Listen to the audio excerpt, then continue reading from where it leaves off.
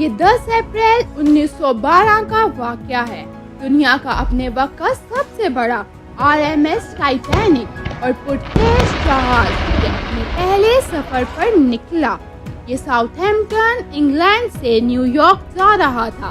جہاز میں ہر قسم کے لوگ، معروف صنعت کار اور اداکاروں کے ساتھ ساتھ تارکین وطن بھی سوار تھے جو بہتر زندگی کی تلاش میں امریکہ جا رہے تھے۔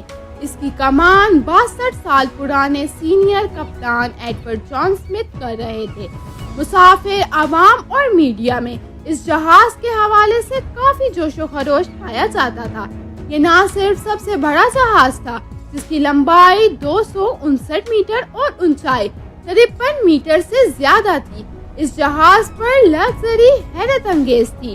اس زمانے میں اس جہاز کو بنانے میں $7.5 ملین کی لاگت آتی تھی، جو اگر آپ افراط زر کو مد نظر رکھیں تو آج $400 ملین کے برابر ہے۔ خیال کیا جاتا تھا کہ یہ جہاز ڈوب نہیں سکتا تھا، یہ انسنکیبل تھا۔ یہ ایک ایسا جہاز تھا جو کبھی ڈوب نہیں سکتا تھا، یہ اتنا ہی محفوظ تھا۔ اس جہاز کو بنانے والی کمپنی کا نام وائٹ سٹار لائن تھا۔ اس کمپنی کے نائب صدر کو اس حوالے سے اتنا اعتماد تھا کہ وہ عوام کے سامنے آ گئے اور کہا کہ یہ جہاز ڈوب نہیں سکتا، ٹائٹینک انسنکیبل ہے۔ لیکن 2 دن بعد 12 اپریل 1912 کو اپنے پہلے سفر پر یہ جہاز روانہ ہوا۔ ٹائٹینک کو برف کی پہلی وارننگ ملنا شروع ہو گئی۔ اٹلانٹک اوشن، جسے ٹائٹینک امریکہ جانے کے لیے عبور کر رہا تھا، برف سے بھرا ہوا تھا۔ وہاں برف کے پہاڑ تھے جو اس جہاز کے لیے یہ وارننگز ملنے کے بعد ٹائٹینک نے خطرے سے بچنے کے لیے دوبارہ اپنا راستہ تبدیل کیا، لیکن اس نے اپنی رفتار کم نہیں کی۔ اس نے 21.5 ناٹ کی رفتار سے اپنی منزل کی طرف سفر جاری رکھا، جو کہ 40 کلومیٹر فی گھنٹہ کے برابر ہے۔ 2 دن بعد 14 اپریل کو 7 مزید آئس وارننگز موصول ہوئیں، لیکن کپتان سمتھ اور ان کے عملے نے ان وارننگز کو نظر انداز کر دیا۔ انہوں نے ٹائٹینک کی رفتار کو کم نہیں کیا۔ دھیرے دھیرے دن ڈھلنے لگتا ہے، سورج غروب ہوتا ہے اور درجہ حرارت ڈوب جاتا ہے۔ 14 اپریل کی رات کے بارے میں قابل ذکر بات یہ تھی کہ چاند نظر نہیں آتا اور چاند کے بغیر چاندنی نہیں ہوئی۔ جہاز پر کوے کا گھونسلہ تھا جس کی بلندی پر ایک چھوٹا سا چبوترا تھا جس کو ایک لک آؤٹ پوائنٹ کہا جا سکتا ہے۔ اس کے اوپر کسی کو بٹھایا جاتا ہے تاکہ وہ جہاز کی پٹری پر نظر رکھ سکے۔ ٹریفک یا رکاوٹوں کو دیکھنے کے لیے یہاں بیٹھے شخص کو انتہائی کم درجہ حرارت کا سامنا کرنا پڑتا ہے، جس کی وجہ سے ٹھنڈی ہوائیں چل رہی تھی۔ تیز رفتار، اس کے علاوہ رات کا وقت تھا، ٹھنڈی ہوائیں آنکھیں نم کر رہی تھی۔ 4:39 پر فریڈرک فلیٹ نامی شخص کوے کے گھونسلے کے اوپر تھا۔ اچانک اس نے اپنے سامنے ایک بہت بڑا آئس برگ دیکھا۔ وہ چیختا ہے کہ ان کے سامنے ایک آئس برگ ہے اور جہاز کو فوراً چلانا چاہیے۔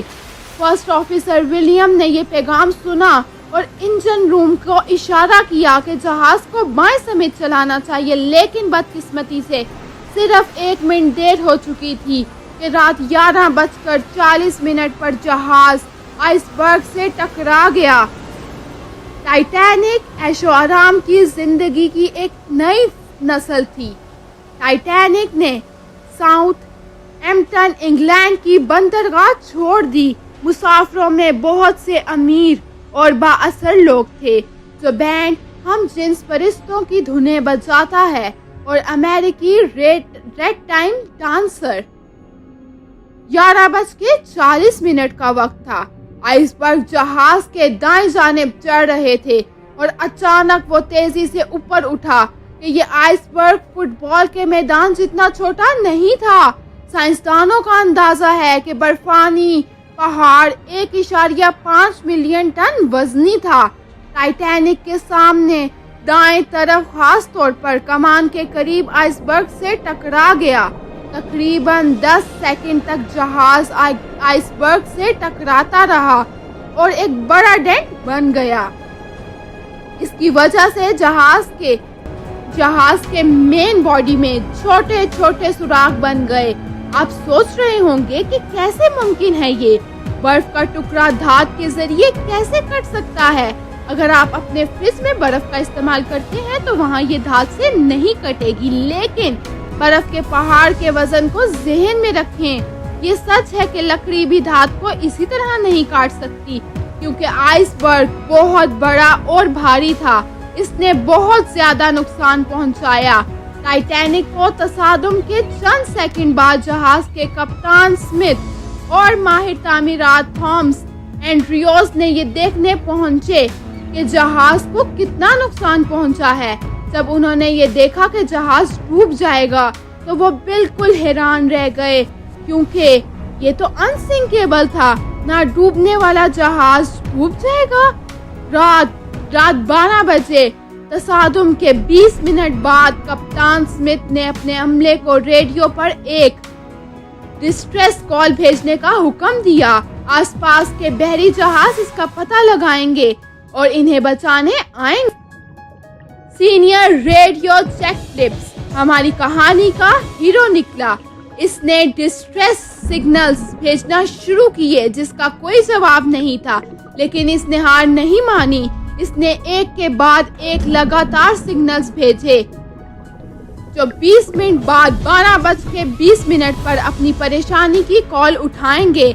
वहां RMS कारपैथिया नामी एक जहाज था जो टाइटैनिक के करीब मौजूद था। इसने रेडियो पर टाइटैनिक के ऑपरेटर से बात करने वाले सिग्नल का पता लगाया और अपने जहाज को टाइटैनिक की तरफ भरने और उन्हें बचाने के लिए कहा। मसला ये था कि करीब होने के बावजूद जहाज 107 किलोमीटर दूर था।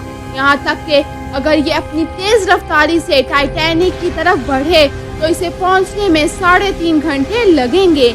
अमले के बाकी अरकान ने इस उम्मीद पर आसमान पर शोले और रॉकेट रोशन किए कि करीब ही कोई जहाज इन्हें देख लेगा, लेकिन बदकिस्मती से कारपैथिया जहाज के अलावा कोई जवाब नहीं मिला।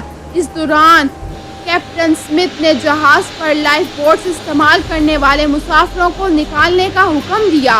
वक्त गुजरने के साथ साथ एक के बाद एक डिपार्टमेंट पानी से भरने लगा। जहाज झुकने लगा। आहिस्ता आहिस्ता मुसाफिरों को एहसास हुआ कि जहाज वाकई डूब सकता है। जब ये एहसास हुआ तो अफरा तफरी मच गई और लोग घबराहट में इधर उधर भागने लगे। रात 1 बजे तक डिपार्टमेंट्स में इतना पानी भर गया कि जहाज की कमान पानी के अंदर चली गई। इसकी वजह से टाइटैनिक का पिछला हिस्सा पानी से बाहर निकल आया। पिछले हिस्से के प्रोपेलर्स पानी से बाहर निकले। जब जहाज इस हद तक झुक गया तो हलचल मच गई। जिंदगी की कश्ती में बैठने के लिए लोग एक दूसरे से लड़ने लगे। मसला ये था कि लाइफ बोट्स की कमी थी। जहाज पर सिर्फ 20 लाइफ बोट्स थी। लाइफ बोट्स में सिर्फ 1200 अफराद ही रह सकते थे जहाज में, लेकिन 2200 अफराद के करीब सवार थे।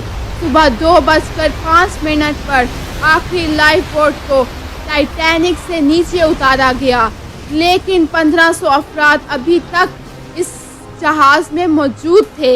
इख्तिताम अफरा तफरी का था। हर कोई रो रहा था और बच जाने वाली चंद लाइफ बोट्स में सवार होने की कोशिश कर रहा था। 2:20 के करीब जहाज 2 हिस्सों में बंट गया और फिर डूबने लगा। ना डूबने वाले जहाज को डूबने में 3 घंटे भी नहीं लगे। पानी का दर्जा हरारत 2 डिग्री सेंटीग्रेड रहा। अगर आप इस दर्जा हरारत पर पानी में गिरते हैं तो आप हाइपोथर्मिया की वजह से मिनटों में मर जाएंगे। कहा जाता है कि टाइटैनिक का कप्तान एडवर्ड स्मिथ आखिर तक पहिए पर रहा और जहाज के साथ डूब गया। उसका कहना है कि उसने सुसाइड कर ली थी। RMS कारपैथिया जो जहाज टाइटैनिक को बचाने के लिए निकला था, जहाज में मौजूद लोगों को बचाने के लिए 4 या 3:30 के करीब इस मकाम पर पहुंचा, लेकिन 1 घंटा ताख़ीर से था। लेकिन जहाज ने 705 अफराद को कामयाबी से बचा लिया जो लाइफ बोट्स पर रवाना हुए थे। آخرکار انسنکیبل جہاز ڈوب گیا۔